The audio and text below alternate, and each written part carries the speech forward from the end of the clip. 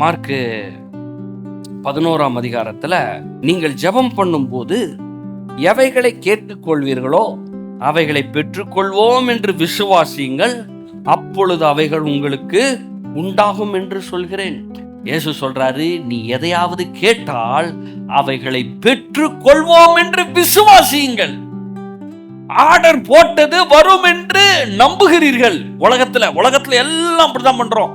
சிலர்லாம் பாருங்க, ஏதோ ஒரு பொருள்லாம் வாங்குறோம். இன்னைக்கு பாருங்க, பொருட்கள்லாம் வீட்டுக்கு ஹோம் டெலிவரி பண்றாங்க. இந்த ஆப்லயே வந்துருச்சு. யாரும் உட்காந்து யோசிக்கப்பா, காசை தூக்கிட்டு ஓட்டானா என்ன பண்றதுலாம் யோசிக்கிறதே கிடையாது. நம்ம பாட்டுக்கு ஆர்டர் பண்றோம். அது எவ்வளவோ விலை இருந்தா கூட ஆர்டர் போட்டுட்டு என்ன பண்றோம், வெயிட் பண்ணுப்பா, நாளைக்கு 8 மணிக்கு வருதான். பாத்தியா, கிளம்பிருச்சா, இல்ல சொல்லுதுப்பா, போன்ல சொல்லுது.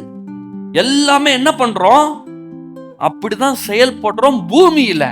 ஆனா தேவன் கொடுத்த வாக்குத்தத்தங்களை எடுத்துக்கிறதுக்கு என் கண்ணால பாக்குற வரைக்கும் நான் எப்படி நம்புறதுன்றோம்.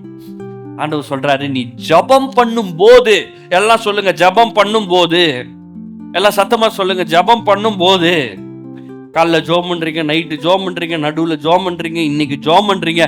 ஜெபம் பண்ணும் போதே நான் எதையோ ஒன்று கேட்டால் அதை பெற்றுக்கொண்டேன் என்று விசுவாசிக்கிறேன்.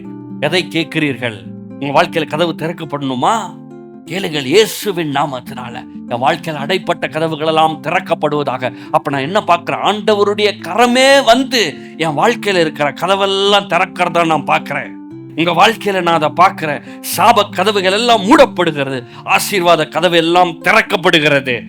நன்மை என்ற கதவு திறக்கப்படுகிறது, செழிப்பு என்ற கதவு திறக்கப்படுகிறது, சுகம் என்கிற கதவு திறக்கப்படுகிறது, குடும்ப சந்தோஷம் சமாதானம் திறக்கப்படுகிறது. யார் திறக்கிறார்? தேவனே திறக்கிறார். அவருடைய கரமே திறவுகோலை உடைய தேவன்.